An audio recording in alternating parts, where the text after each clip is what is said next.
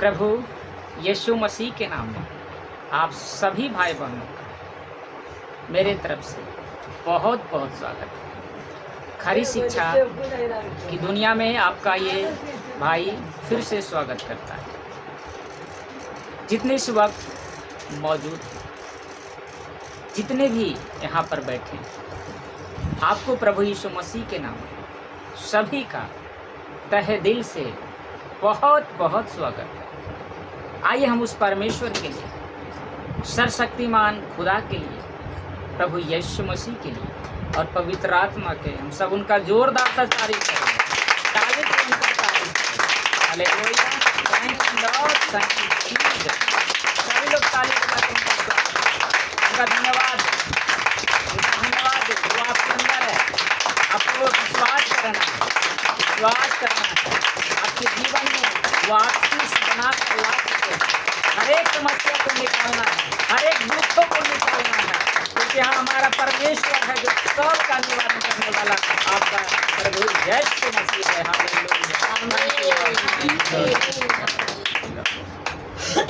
कैसा लग रहा है? बहुत अच्छा।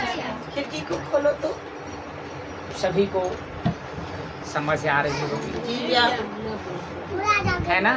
तो बच्चे जितने भी हैं शांति बनाएंगे रहेंगे और आपके बीच में कुछ वचन को रखो, उसे सीखना है, उसको समझना है, ताकि हम तेरी महिमा, परमेश्वर की, उसकी संगति, उसकी वचन जो हमें अंदर जाना है, क्योंकि वही है जो आपकी समस्या को दूर कर सकता है। कोई इंसान नहीं कर सकता है। दुनिया की कोई ऐसा चीज़ है जो आपको चिंता से मुक्त कर सकता है? कोई नहीं। केवल प्रभु यीशु मसीह का वचन है जो आज आपके बीच में मैं रख रहा हूँ। उसे हमें लेना है, उसको अंदर में लेना है, उसको यहाँ घुसाना है आत्मा में, क्योंकि आपके अंदर परमेश्वर की आत्मा बसा हुआ है।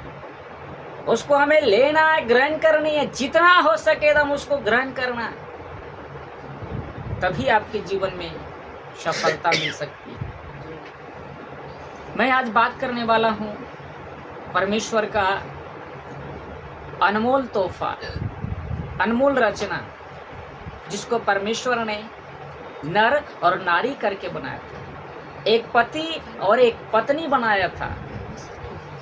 सृष्टि का सबसे बड़ा तोहफा परमेश्वर ने मनुष्य को बनाया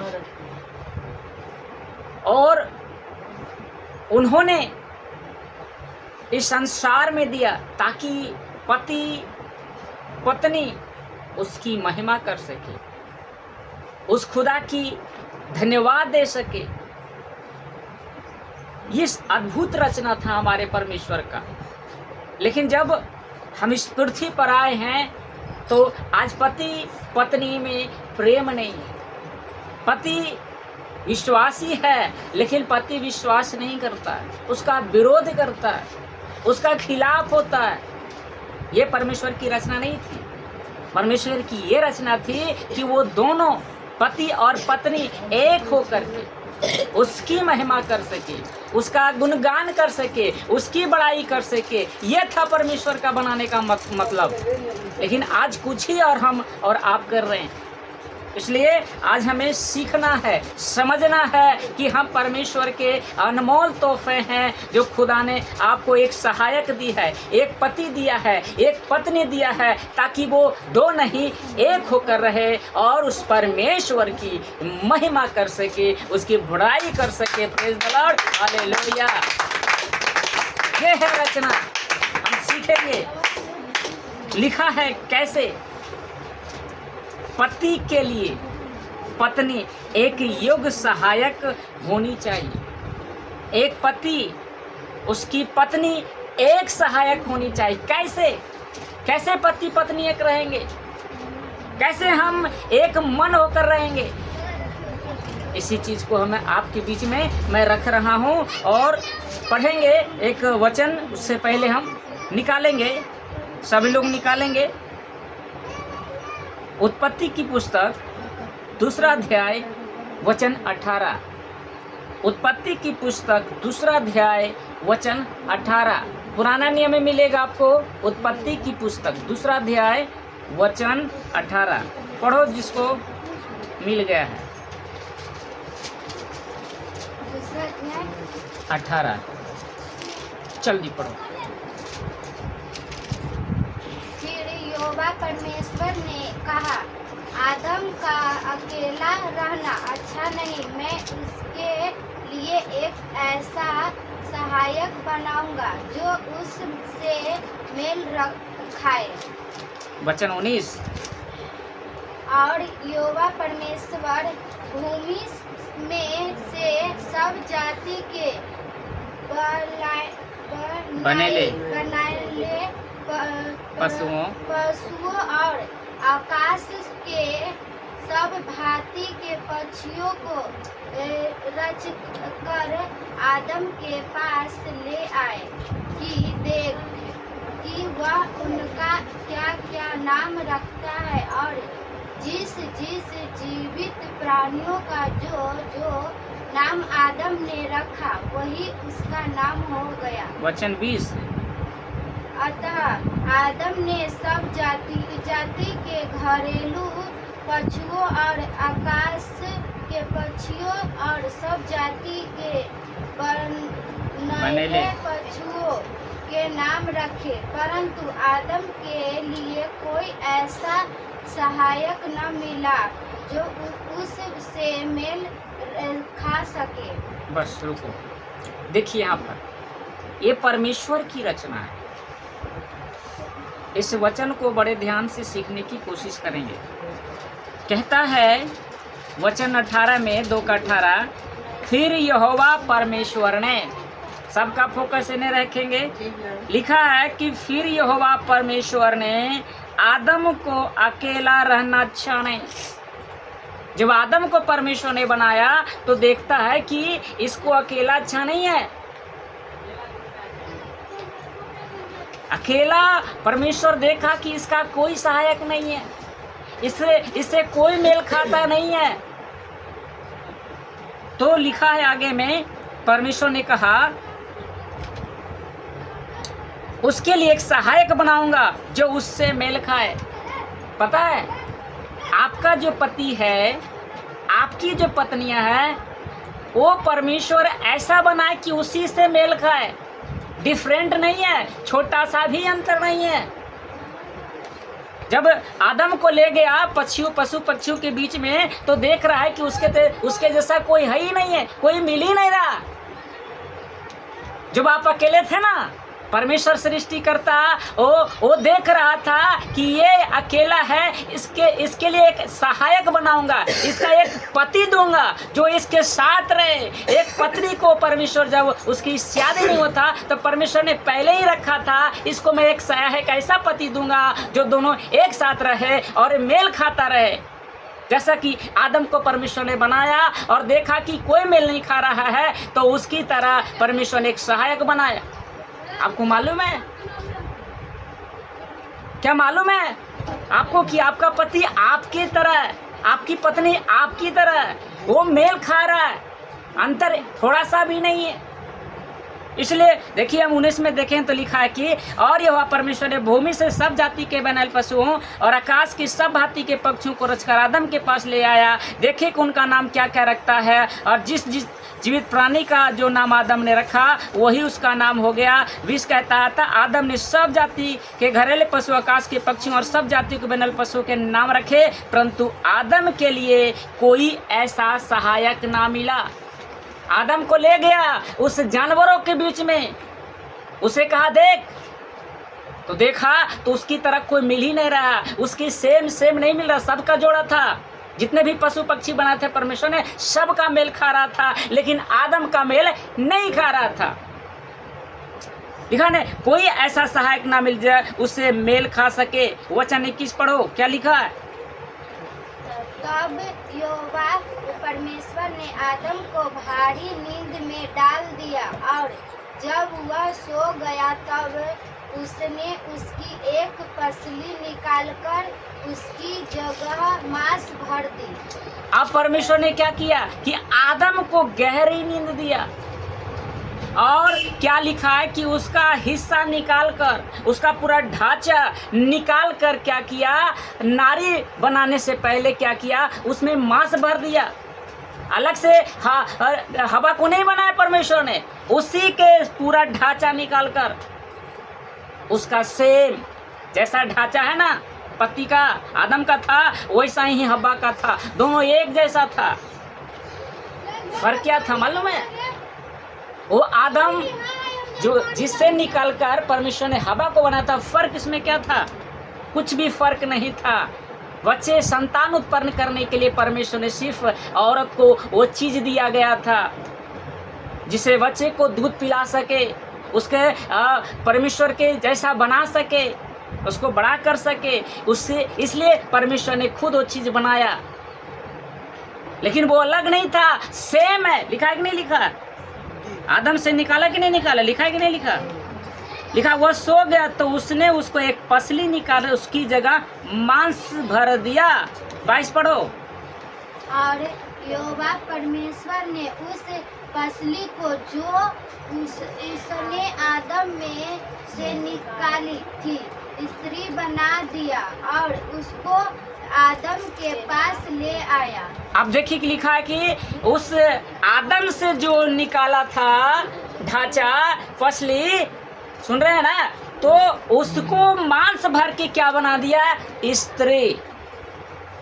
क्या बनाया उसको? स्त्री। यानी आदम पुरुष था, उसी से निकालकर उसको क्या बना दिया? स्त्री, उसी के शरीर का, और उसको क्या बना दिया परमेश्वर ने? स्त्री। वचन आगे 23। हाँ। तब आदम ने कहा, अब यह मेरी हड्डियों में की हड्डी और मेरे मांस में का मांस है, इसीलिए इसका नाम नारी होगा, क्योंकि यह नर में से निकाली गई है। निकाली गई है ना? हाँ। देखिए क्या लिखा है, बड़े ध्यान से सुनिएगा। तब आदम ने कहा, अब यह मेरी हड्डियों की हड्डी। आदम खुद उस स्त्री को देखा तो कह रहा है ये मेरी हड्डी और मांस से बनी है। क्यों कहा? देख करके, क्योंकि उसको दिखाई दे रहा था कि मैं ही हूँ, सेम मैं ही हूँ। जब आँख खुली ना आदम को, तो सामने क्या देखा? स्त्री है, लेकिन वो देखता है कि तो मेरे जैसा सेम मिल रहा है। इसलिए लिखा है कि हड्डियों की हड्डी और मेरे मांस का मांस है, यानी उसी का मांस, हड्डी, सब कुछ उसी का है। ये बोलता है और कहता है इसलिए इसका नाम नारी होगा, क्योंकि यह नर से निकली गई है। आपकी पत्नी जो है ना, आप जो है ना पति से निकले हुए हैं। आप अलग से नहीं बनाए गए, उसी के अंश से आप बनाए गए। समझ में आ रहा है आप लोग? जी भैया। क्या पहले आप जानते थे नहीं कि मेरा पति उसी का मैं अंश हूँ, मैं सेम पति की तरह हूँ? कभी आपने सोचा था? लेकिन आज आपको पता चल रहा है कि मेरा पति का स्वरूप मैं हूँ, मैं पति का नहीं, पति का मैं हूँ। पहले आप पति को कुछ भी बोल देते होंगे, कुछ भी सोचते कह देते होंगे, जी भैया। लेकिन जब आप वचन पढ़ रहे हैं तो आपको लग रहा है इसके बगैर तो मैं कुछ ही है नहीं हूँ, मेरा कोई अस्तित्व भी नहीं हूँ। अगर वो है तो मैं हूँ, अगर वो नहीं तो मैं कुछ नहीं। पत्नी तब तक कहलाती है जब तक उसका पति है। जैसे पति उसका जाएगा, पत्नी नहीं कहलाती है। वो अब किसी की पत्नी नहीं है, पत्नी थी जब उसका पति था, क्योंकि उसी के अंश से आप बनाए गए, उसका नाम से ही आपका नामकरण किया गया है। अलग से आपका नाम नहीं, उसी का नाम से नाम चल रहा है। आधार कार्ड पर देखते हैं ना, जी भैया। पति संग पत्नी का नाम रहता है ना, जी। पहले लिखता है इसका पति का नाम क्या है। क्या आपने इसका भी सोचा था कि क्यों लिखा जाता है? क्योंकि पता चलता है कि इसी का अंश है, इसी का भाग है, इसी का हिस्सा है। कैसा लग रहा है बताइए? बहुत अच्छा भैया। निकालो 2 कुरिन्थी 6 अध्याय। नया नियम में आ जाओ। दूसरा कुरिन्थी 6 अध्याय वचन 14।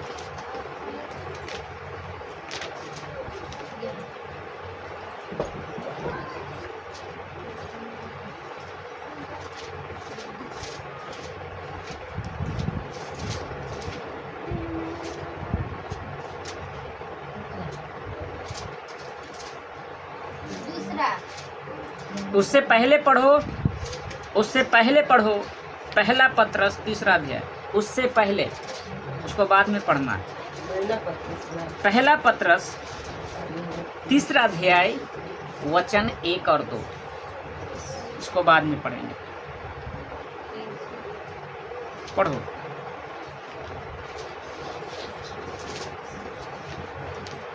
क्या लिखा है? 1 से पढ़ना है।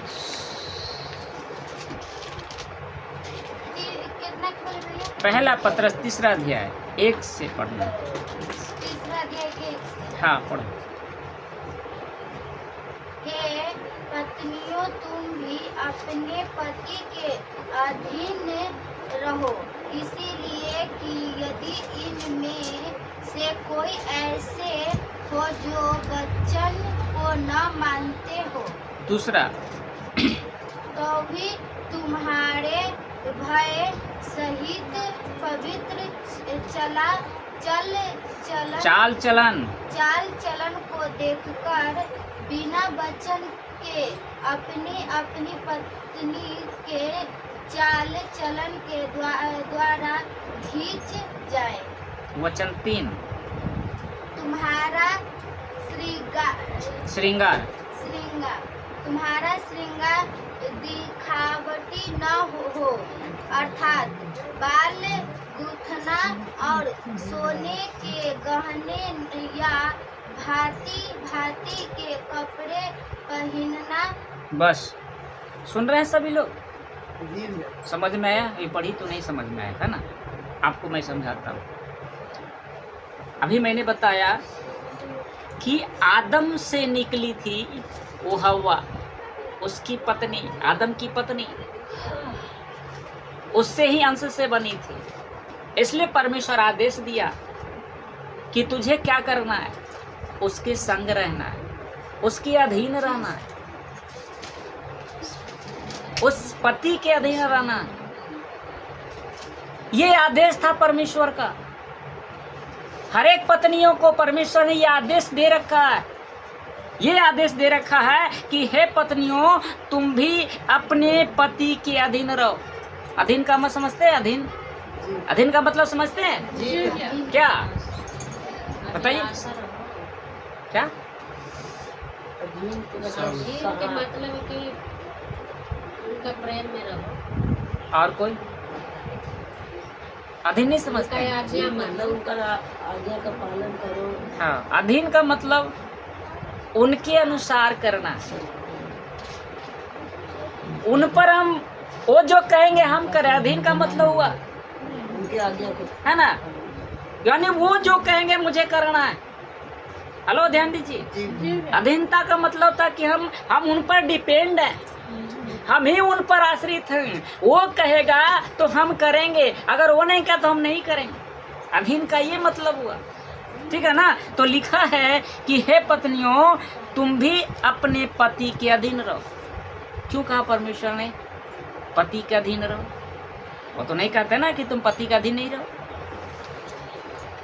तुम अपने आप पर रहो। लेकिन परमेश्वर ने क्यों नहीं कहा इसलिए पत्नी को कि तुझको अधीन क्यों रहना है? क्योंकि मालूम है आपका पति कौन है? आपका पति कौन है? परमेश्वर का स्वरूप है। परमेश्वर ने उससे बनाया, आपको नहीं बनाया। सबसे पहले आदम को बनाया था, हवा को नहीं बनाया था। पहले आदम को बनाया था। आदम का मतलब पुरुष को, नर को। बाद में नारी आई थी ना, नर से निकली नारी है ना।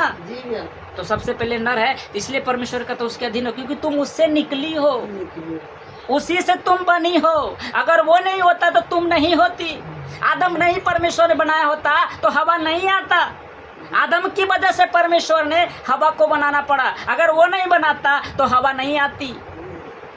आज नर है ना, तो नर के चलते परमेश्वर ने नारी बनाया है। जी भैया।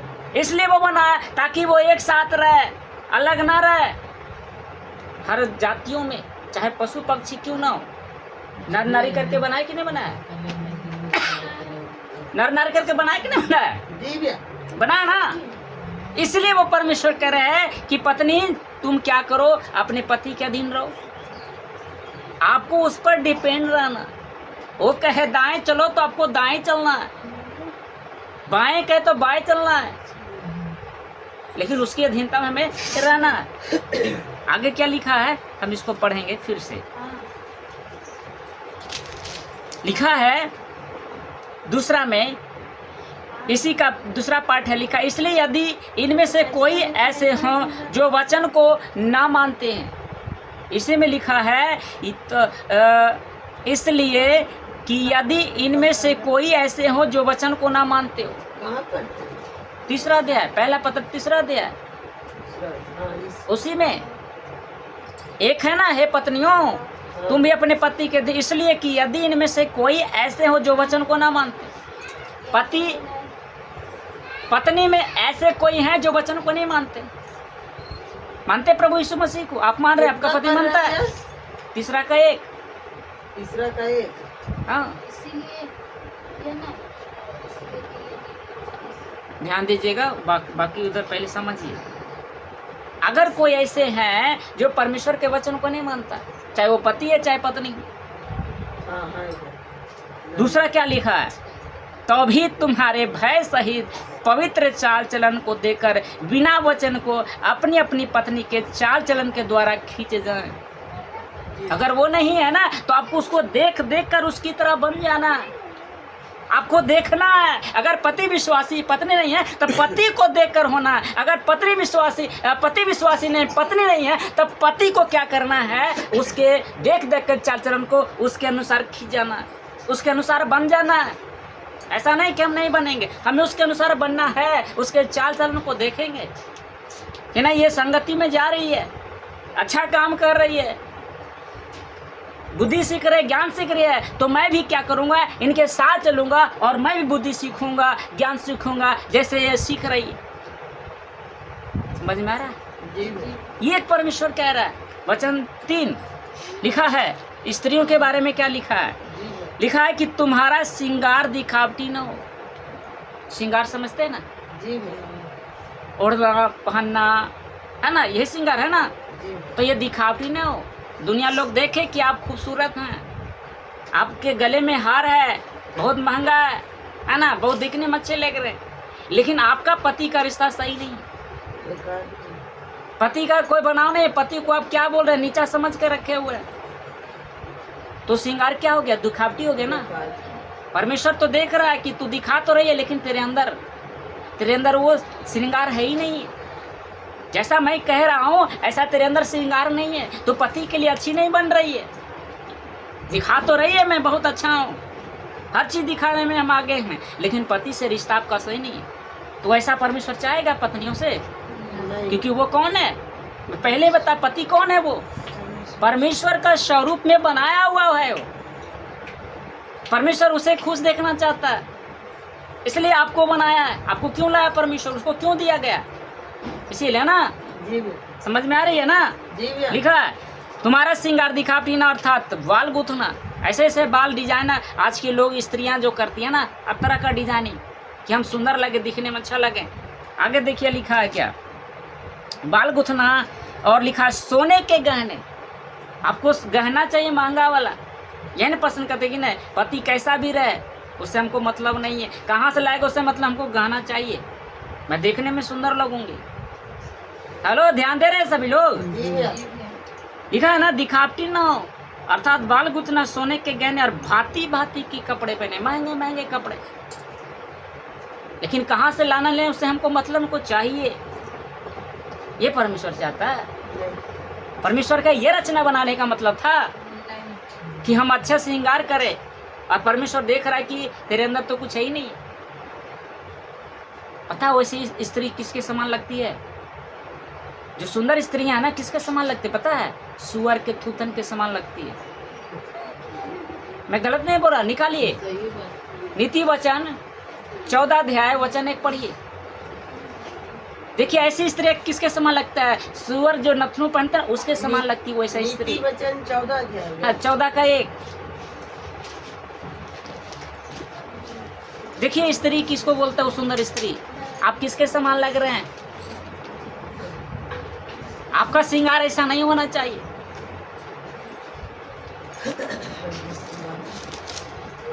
हर बुद्धिमानी स्त्री अपने घर को 11 का बनाती है। 11 का 22 पढ़ो। 11 का 22 पढ़ो, 11 के बाद। ये बाद में पढ़ना। 11 का 22। जो सुंदर स्त्री विवेक नहीं रखती वह थूथन में सोने की नथ पहने हुए सुअर के समान है। अब बताइए, मैं कह रहा हूँ, हेलो, मैं कह रहा हूँ, नहीं परमेश्वर कह रहा है उस स्त्री को कि तू लग रही है दिखने में सुअर की तरह लग रही है। भैया, दिखा रहे दुनिया का ना, सही है कर रहे हैं। दिखा तो रही है लेकिन तू लग रही है सुअर के समान लग रही है। 11 का 22 में देखिए साफ साफ लिखा है, जो सुंदर स्त्री विवेक नहीं बात नहीं रखती, कीजिए दीदी। ध्यान देंगे आगे, जो सुंदर स्त्री विवेक नहीं रखती, जो पति का वैल्यू नहीं देती, पति का कदर नहीं करती है, ऐसे स्त्रियों को परमेश्वर कहता है वह थूथन में, थूथन मतलब नाक में है ना, थूथन में सोने के नथ पहने हुए सुअर के समान है। तो सोचिए क्यों परमेश्वर ने यहाँ सुअर कहा? परमेश्वर ऐसा क्यों शब्द बोला कि वो सुअर के समान है? क्योंकि जिसको परमेश्वर ने बनाया उसी को वैल्यू नहीं दे रही है, सिर्फ झूठ मूठ दिखावा दिखा रही है दुनिया को कि हम अच्छे हैं। ऐसे स्त्रियों को परमेश्वर क्या कहता है? सुअर के नथुन में सुअर के समान है। सोने सोने तो पहने हुए हैं आप, जी लेकिन आपका चेहरा कैसा है? सुअर के समान है। जी सुअर को देखें, जी भैया। बताइए आपका चेहरा वैसा है। क्या कभी ऐसा वचन पढ़े थे? नहीं भैया। कभी सुने थे? नहीं। आप सोचिए, अगर बुद्धि नहीं है आपका कमेंट करती है कि बहुत तो सोचिए सुंदर- कि आप कैसा लग रहे हैं। दिखावे तो लग रहे हैं कि बढ़िया है, लेकिन आपको सुअर परमेश्वर के देख समान रहा लग है रहा तो है। कह रहा है कि तू सुअर के समान लग रही है। जी भैया। 14 के क्या पढ़ता है? पढ़ो, देखो लिखा क्या 14 का 1 इसी में हाँ, हाँ। 14 का ये। जो पढ़ रही क्या थी। है? हर बुद्धिमान स्त्री अपने घर को बनाती है पर मूढ़ स्त्री उसको अपने ही हाथों से ढा देती है। ढा देती है। बताइए, जिस स्त्री के पास बुद्धि नहीं है ना, जिस स्त्री के पास विवेक नहीं है, पति का कदर नहीं करता ना, पूरा ज्ञान मिल रहा है। समझ रहे हैं ना, वो अपने ही हाथों से घर को बर्बाद कर देती है। पति का काम है घर को संवार, पत्नी का काम है घर को संवारना, पति का काम है कमा कर लाना, लेकिन पत्नी का काम है कि कैसे बनाएंगे, कैसे उसको आगे बढ़ाएंगे। लेकिन अगर वो बुद्धि नहीं रखती है तो वो घर को बर्बाद कर देगी। ऐसी ऐसी स्त्रियां घर को बर्बाद कर दी, उखाड़ दिए, फेंक दिए, बनाया बना घर को उखाड़ दिए। जी भैया। इसीलिए परमेश्वर कहता है कि हर स्त्री को बुद्धिमान होनी चाहिए। अगर बुद्धि है तो घर को बना देंगे, अगर बिगड़ा हुआ घर कितना क्यों ना हो, अगर पति उसका प्याग क्यों ना हो, वो कमाता क्यों ना हो, अगर उसके पास बुद्धि है ना, उस स्त्री के पास, उस पत्नी के पास, उस पति को ठीक कर देगी और उसका घर भी एकदम बिल्कुल जैसे बर्बाद था उसको ठीक कर देगी। इतना शक्ति है नारी में, नारी के पास इतना बुद्धि है, परमेश्वर दी है। बस आपको लगाना है, आपको बनाने में लगाना है, बिगाड़ने में नहीं। बिगाड़ने में देरी नहीं लगता है मेरे बहन, बनाने में कितने साल लग जाते हैं। समझ में आ रही सभी को? तो ये आपका काम है, बुद्धि रखना है। सुंदर दिखने से नहीं होता है, सुंदर उसको नहीं कहा जाता है जो अच्छे अच्छे कपड़े पहने, गहने पहने, सब कुछ पहने, उसको सुंदर परमेश्वर नहीं कहता। सुंदर उसको कहता जो पति का कदर करे, जो घर को अच्छा से चला कर रखे, परमेश्वर उसको सुंदर कहते हैं। दिखने में काली क्यों ना हो, लेकिन वो घर को संभाल के रखिए, पति का कदर कर रही है, परमेश्वर उसको देखता, कहता तू सुंदर है, जी भैया। तू सुंदर है। लेकिन जब परमेश्वर आप उसके अंदर में देखेंगे, वो बोलेगा तू सुअर के समान लग रही है। ये स्त्री का है। पति आपको मिला है परमेश्वर की ओर से, धन्यवाद दीजिए कि परमेश्वर ने मुझे दी है, मुझे उसके समान रूप में दी है। समझ में आ रहा है? जी भैया। कैसा लग रहा है? बहुत अच्छा भैया। बहुत अच्छा। एफिसियों की पत्री 5 अध्याय इफिसियों 5 अध्याय वचन 22 पढ़ो।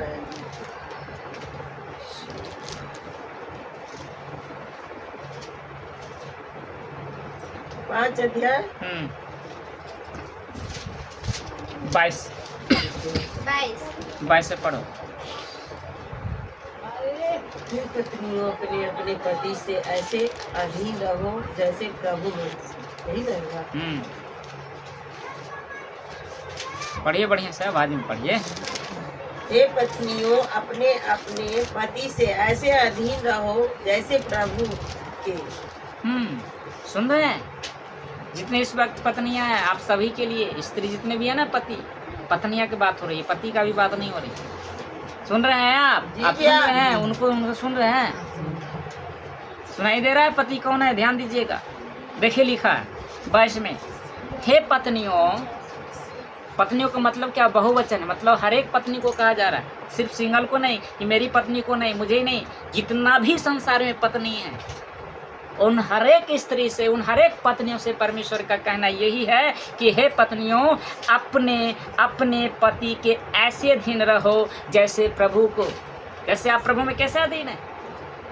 प्रभु को धन्यवाद दे रहे हैं ना, प्रभु का आदर कर रहे हैं ना, प्रभु के आने से पहले आप कैसे ठीक रहते हैं, संवर जाते हैं, तो आपको अपने पति के भी ऐसे ही करना है, उसका भी आदर करना है, उसका भी सम्मान करना है। इस स्त्री ऐसी पत्नियों को परमेश्वर यही कहता है कि तुम उसके अधीन रहो, उसका आदर करो, उसका सम्मान करो।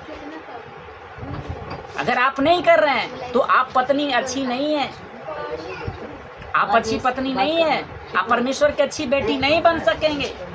परमेश्वर तभी आपको अच्छी बेटी कहेंगे जब आप अपने पति का कदर करेंगे, उसके हर बातों के अनुसार आप करेंगे। इसलिए वो आदेश दे रहा है कि अपने अपने पति कैसे देना, जैसे प्रभु को। दूसरा 23, इसी का 23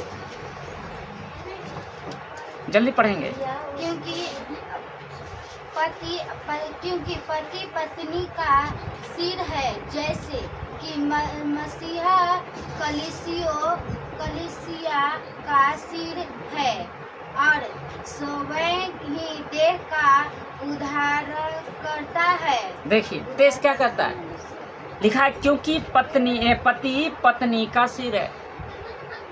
पति जो है पत्नी का कौन है? वो सिर है।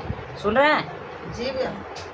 पत्नी को कहा जा रहा है कि जो तेरा सिर है ना वो पति का है। आप किसी भी स्त्री को देखेंगे, अभी सभी लोग देखे अपने आप को, आपका सिर कुछ है, दिखाई दे रहा है कि कुछ है आपके सिर पर? दिखाई दे रहा है? क्या है बताइए, जो है जो बताइए। श्रृंगार है ना, ये निशानी है, ये निशानी है, इसका पति है।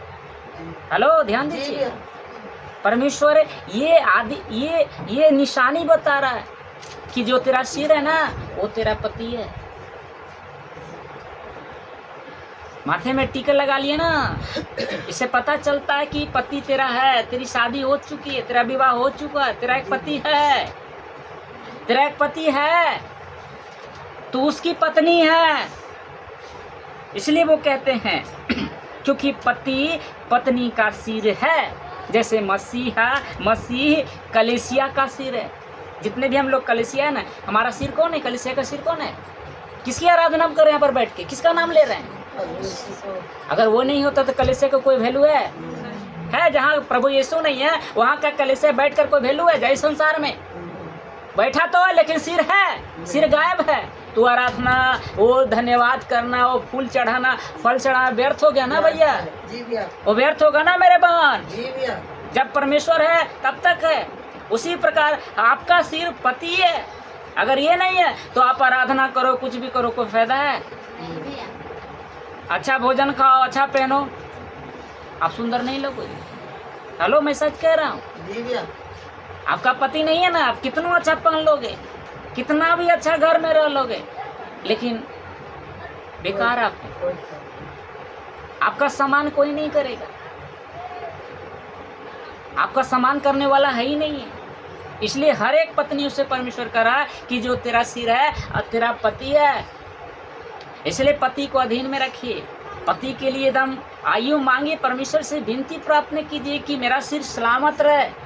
अगर ये ठीक है ना तो कुछ भी आएगा ना, कितना भी दुख आ जाएगा ना, वो दुख ऐसे ही पार हो जाएगी, ऐसे ही पार हो जाएगा। लेकिन अगर पति नहीं है, सब कुछ आपके पास, लेकिन जीवन आपको लगेगा कि जल्दी कब मिटेगा, आपको दुनिया अच्छी नहीं लगेगी, सब कुछ आपके पास है, हर व्यवस्था आपके पास है, फिर भी एक आपको घटी होगी कि काश मेरा पति होता तो हम आज दोनों मिलकर ये आनंद बनाते, एक घर में रहते, कितना अच्छा लगता है। लेकिन क्या फ़ायदा उस घर का, उस पैसे का, उस दिखावा का क्या वैल्यू? जब तक आपका पति है तब तक सब कुछ है, अगर पति नहीं है सब चला जाएगा। इसलिए आपको उसकी अधीनता में रहना है। समझ में आ रही है? जी भैया। सब बोलिए। जी भैया। इसका पढ़िए 24 पढ़िए।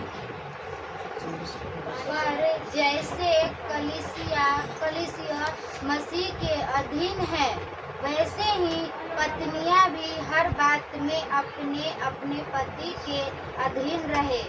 क्यों कह रहा है परमेश्वर? अभी फिर वो कह रहे हैं कि जैसे कलीसिया मसीह के अधीन है। हम लोग किसके अधीन है? कलीसिया किसके अधीन है? प्रभु यीशु मसीह के, उसी के अधीन में हम रह रहे हैं ना। तो वैसे ही कहा जाता है कि हे पत्नियों, वैसे ही कहता है पत्नियां भी हर बात में, यानी किसी भी बात के लिए आपको उसके अधीन में रहना है। आज बहुत ऐसी स्त्रियां हैं जो अपने आप को सोचती है कि हम पति से ज़्यादा जानते हैं, है ना, सब पति से ज़्यादा बुद्धिमान है। तो याद रखिएगा, कितना भी पढ़े लिख लीजिएगा, पति आपसे कितना गुना ऊपर ही रहेगा। वो आपसे कितना बुद्धिमान रहे, क्योंकि परमेश्वर की वो रचना है, परमेश्वर ने उससे पहले बनाया है। आपकी बुद्धि उससे कभी मुकाबला नहीं कर सकते हैं, क्योंकि परमेश्वर का उसका आशीष है ना। आदम पर, आपके पति पर परमेश्वर का आशीष है, इसलिए आप कभी भी उससे तुलना नहीं कर सकते कि मैं पति से बड़ा बन जाऊंगी, पति से बुद्धिमान बन जाऊंगी, पति से ज़्यादा पैसा कमा लूँगी। ये बेकार है, ये सोचना गलत है। समझ रहे हैं ना आप लोग? आपको अधीन रहना है, हर बात में अपने अपने पति के अधीन रहना। कोई भी बात के लिए आपको करना, मालूम है हब्बा, हेलो ध्यान दीजिएगा, जब अदन की वाटिका में टहल रही थी, पति से दूर थी, शैतान आया और उससे बातें करने लगा। शैतान, लूसीफर, इब्लिस, सर्प के रूप में उससे बातें करने लगी। उसको कहा कि तू इस फल को देख रही है? बोला हाँ देख रहा हूँ। फल तो बहुत अच्छा है। परमेश्वर ने क्या मना किया? बोला नहीं, इसके बारे में तो परमेश्वर मना किया है, लेकिन सबके बारे में मना नहीं किया। पता है?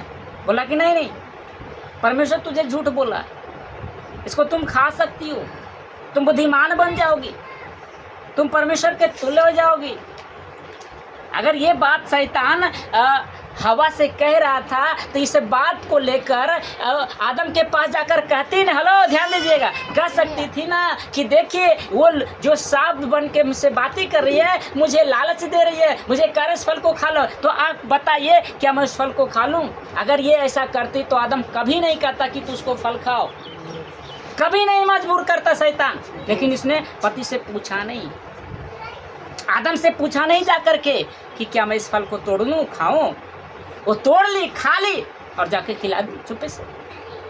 उसको क्या पता? पत्नी जब खुश हो जाती है, पत्नी खुश हो जाती है, कुछ भी देती है, पति तो ले ही लेता ना भैया, हेलो, क्योंकि प्रेम करती है ना पत्नी से, वो तो कुछ भी देगी तो खा ही नहीं लेगा, वो भी खा लिया, तो गौर नहीं किया, जिसके चलते पता क्या हो गया, पूरी दुनिया में पाप आ गया। हमारा पापी बन गया ना भैया, जन्म लेते ही पाप, हर मनुष्य पापी है। किसकी वजह से? एक छोटी सी गलती हवा की वजह से। एक छोटी सी गलती मेरे बहन आपके जीवन को बर्बाद कर देगा। आपका पति से कितने दूर हो जाएंगे, परमेश्वर से कितने दूर हो जाएंगे। छोटी सी भी गलती, कोई भी बात हो ना, तो पति से जरूर शेयर कीजिए, उसे जरूर राय लीजिए कि मैं जो कर रही हूँ क्या आप इसमें सहयोग देते हैं, क्या आपकी मर्जी है, तो जरूर उसका सहयोग करेगा। ठीक है, करो, अगर वो कह दे हाँ तो करना है, अगर वो कह दे नहीं नहीं अभी नहीं करना तो आपको रुक जानी है। जैसे हवा नहीं रुकी वो खाली ना। तो इसलिए परमेश्वर कह रहा है कि हर बात में अपने अपने पति के अधीन रहना है।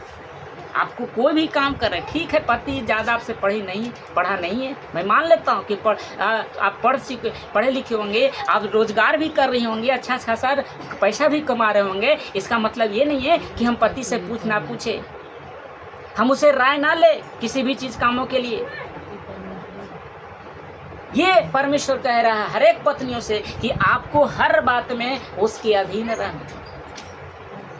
जिसका घर बिगड़ा है ना मेरे बहन, इसका गलती पत्नी का ज़्यादा होता है। भले कह दे कि मेरी गलती नहीं है, लेकिन 90% पत्नी का गलती होता है, स्त्री का गलती होती है। और पति का कहना नहीं मानती है, ज़्यादा मायके का, भाई का, न जाने किसका बात मानकर पति से लड़ाई झगड़ा कर लेती है, दूर हो जाती है, उसे दूर चली जाती है। सोचता कि मेरा भाई है, मेरा माँ लोग है, मदद करेगा, मेरे भैया मेरे दीदी नहीं मदद करेगा, समय आएगा आपका पति ही करेगा। कुछ भी कर लीजिए, एक दिन आपको निकाल कर फेंक देगा कि जहाँ तुझे कहो वहाँ चला जा, मेरे पास मत आ। इसलिए पति के अधीन ही आपको रहना है। पति अगर आपके साथ हो ना तो दुनिया की कोई चीज़ भी, कठिन समस्या भी आएगा ना तो पति के साथ आप उसका सामना कर सकेंगे। पढ़िए, नहीं है कहाँ लिखा है, ये सहोपदेशक 4 अध्याय वचन 12, पेज नंबर 808 निकालो। सहोपदेशक 4 अध्याय वचन 12, देखिए क्या लिखा है।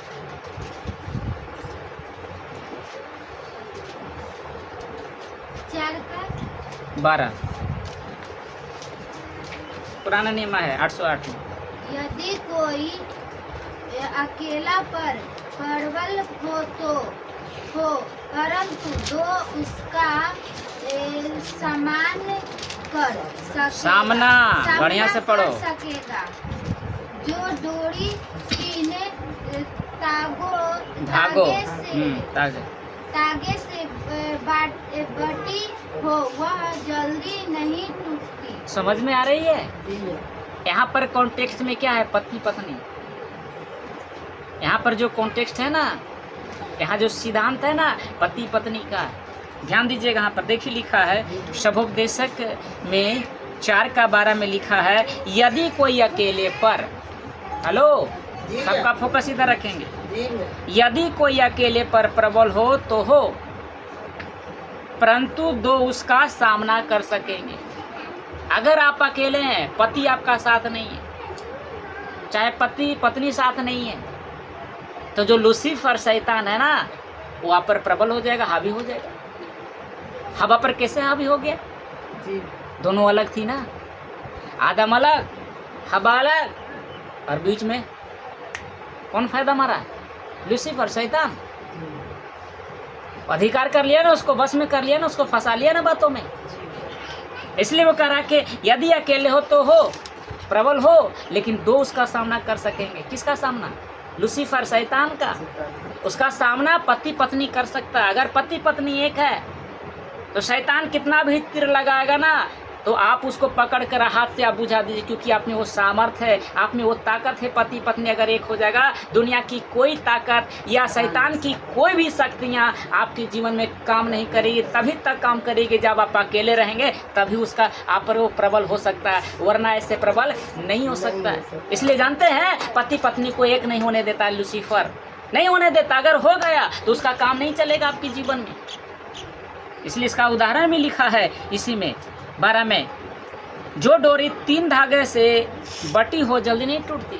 एक धागा तो कोई तोड़ देगा मेरे बहन मेरे भाई, अगर 3 को लगा दीजिए कोई तोड़ सकता है? दुनिया की ताकत है किसी के पास? वो पति पत्नी है। और तीसरा कौन है? प्रभु यीशु। पति पत्नी और बीच में यीशु रहेगा, उसका कोई नहीं तोड़ सकता है मेरे बहन, उसका कोई नहीं तोड़ सकता है। हालेलुया। ये है परमेश्वर कहना चाहता है आपको। कैसा लग रहा है आपको? बहुत अच्छा। याद रखिएगा ये अनमोल तोहफा है। ईश्वर का बहुत बड़ी शक्ति है।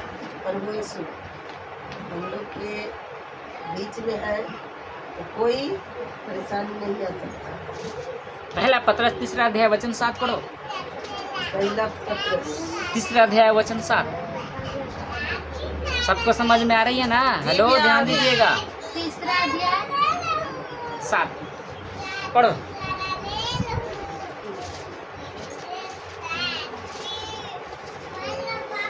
वैसे ही हे पतियों, तुम भी बुद्धिमानी से पत्नियों के साथ जीवन निभा करो और स्त्री को निर्बल पात्र जानकर उसका आदर करो, यह समझकर कि हम दोनों जीवन के वरदान के वारिस है, जिससे तुम्हारी प्रार्थनाएं रुक न जाए। क्यों लिखा है कि प्रार्थना क्यों नहीं रुक जाएगी? आपकी प्रार्थना रुक सकती है अगर पति पत्नी एक नहीं होंगे तो। सुन रहे हैं ना? आपकी प्रार्थना सबको बहुत बांध सकता है शैतान, अगर पति पत्नी एक नहीं है। लेकिन जब एक पति पत्नी एक हो जाएगा ना, वो बांध नहीं सकता, वो रोक नहीं सकता। इसलिए वो कह रहा है कि हे, वैसे ही हे पतियों, पति को भी आदेश दे रहा है, कहता है कि तुम भी बुद्धिमानी से पत्नियों के साथ जीवन निर्वाह करो। पति को भी कहता है कि जिस स्त्री को तेरे पास में दिया हूँ तुमको उसी से प्रेम करना है, उसी के साथ जीवन भर निभाना है, चाहे वो काली क्यों ना हो, वो अनपढ़ क्यों ना हो, वो अब तेरी पत्नी है। हेलो, ध्यान दीजिएगा इधर, वो तेरी पत्नी है। अब तेरा काम है उसी को देखना है, उसी से तुझे लव करना है, उसी के साथ पूरे जीवन तक रहना है। सुन में आ रही है ना? पति को भी जो मिल गया है, चाहे जैसा भी हो, हमें अब उसके साथ ही रहना, दूसरा विवाह नहीं करनी है, गर्लफ्रेंड बॉयफ्रेंड हमें नहीं रखना। एक पति को रहते हुए दूसरा पति को हम नहीं ढूंढेंगे, एक पत्नी को रहते हम दूसरी पत्नी को नहीं ढूंढ सकते हैं। अगर ऐसा आप करते हैं तो परमेश्वर की दृष्टि में ये गुनाह है, ये अपराध है, ये पाप है, और इसका भुगतान आपको भुगतना पड़ेगा। समझ में आ रही है ना? इसलिए वो कहता है कि हे पतियों, तुम भी बुद्धिमानी से पत्नियों के साथ जीवन निर्वाह करो और स्त्री को निर्बल पात्र जानकर उसका आदर करो। पत्नी का हमें क्या करना? सम्मान करना, आदर करना, क्योंकि वो आदमी है, वो पुरुष ही है। आपकी पत्नी जो है ना, जो मेरी पत्नी जो है ना, मेरे ही शरीर का है ना बना हुआ, तो मैं ही हूँ ना। अंतर क्या है मेरे बहन? मैं आपको साफ साफ बता दूँ, पति पत्नी में अंतर क्या है पता है? सिर्फ मैं जो बोला था मैं फिर रिपीट कर देता हूँ। पति पत्नी में सिर्फ अंतर यही है कि परमेश्वर ने बच्चे उत्पन्न करने के लिए सिर्फ परमेश्वर ने नारी को, स्त्री को सिर्फ छाती दी है। हेलो, ध्यान दीजिएगा, ठीक ना? बच्चे को बड़ा करने के लिए, पैदा करने के लिए परमेश्वर चीज को दिया, लेकिन वो आदमी, वो पुरुष ही है। जो पत्नी हमारी है ना, वो पुरुष ही, मैं ही हूँ। जो आपका पति है ना, पत्नी जो है ना, वो पुरुष ही है। जब यहाँ पर ने पति पत्नी है ना, स्वर्ग में नहीं है, हम सब एक समान हो जाएंगे। जो परमेश्वर जो दिया ना स्त्री को, वो हट जाएगा, वो नहीं रहेगा। तो वो आदम, वो पुरुष ही हुआ ना। हेलो, पुरुष ही हुआ ना। पुरुष से स्त्री में क्या फर्क है? यही ना मेरे बहन? हेलो, बोलिए। तो जो पत्नी है वो आप खुद हैं। इसीलिए परमेश्वर कर उसके साथ जीवन निर्वाह करो, निर्पाद उसका आदर करो, यह समझकर कि हम दोनों जीवन के वरदान हैं। और लिखा है जीवन के वरदान के वारिस हैं। वारिस समझते हैं? उसके हमारे लिए ही परमेश्वर सब कुछ स्वर्ग बनाए, हम उसके संतान हैं, पति पत्नी। और लिखा जिससे तुम्हारी प्रार्थनाएं रुक नहीं जाए। हमारी प्रार्थना, आपकी प्रार्थनाएं इसी वजह से रुक रही है क्योंकि हमारे साथ पति नहीं, किसी के साथ पत्नी नहीं, जिसके कारण हमारे जीवन में शैतान काम कर रहा है। वो नचा रहा, हम नच रहे हैं। लेकिन जिस दिन हम एक हो जाएगा ना, वो कुछ नहीं कर पाएगा। तो क्या करना है हमें? पति को भी आदर करना है पत्नी का, और पत्नी को भी उसके अधीनता में रहना है, उसके तरह एक साथ मिलकर रहना है। ये परमेश्वर की रचना है। समझ में आया? जी भैया। क्या ऐसा करेंगे हम सब? जी भैया। क्या हम पति पत्नी में एक रहेंगे? जी भैया। हम लोग थोड़ा सा भी गड़बड़ी हो ना तो एक दूसरे से माफी मांग कर उस चीज को निपटा कर ले, ताकि दूसरों को पता ना लगे कि पति पत्नी में प्रेम नहीं है। और मैं सभी स्त्रियों से कहूँगा, पत्नियों से कहूँगा कि कभी भी अपने पति का शिकायत अपने माँ से, अपने भाई से या पड़ोसी से मत कीजिएगा। अगर आप पति का शिकायत कर रहे हैं तो आप परमेश्वर का शिकायत कर रहे हैं, क्योंकि परमेश्वर ने उस पति को बनाने वाला वही है। नर को बनाने वाला कौन है? परमेश्वर। बुराई परमेश्वर की कर रहे हैं ना। जी। ऐसा मत कीजिएगा, ना तो परमेश्वर इसका हिसाब लेगा। पत्नी पत्नी बनकर रहना है, पति पति बनकर रहना है। परमेश्वर बनने की कोशिश ना करें। हम इंसान हैं, हम लोग को एक रहना है, एक दूसरे के बात में को मानना है। पति भी मानेगा, पत्नी भी मानेगा। आज के समय में स्त्रियां क्या है? आज के समय में पत्नी क्या कर रही है? पति को नीचा दिखाती है, अपने पड़ोसी के सामने, अपने मायके के सामने पति को नीचा कर देती है। उसको मालूम नहीं कि पति कौन है। जिस दिन आपको मालूम हो जाएगा ना, जिस दिन आपको पता चलेगा ना, तो आपको समझ में आ जाएगा कि मैं किसकी बुराई की, मैं तो परमेश्वर की बुराई की।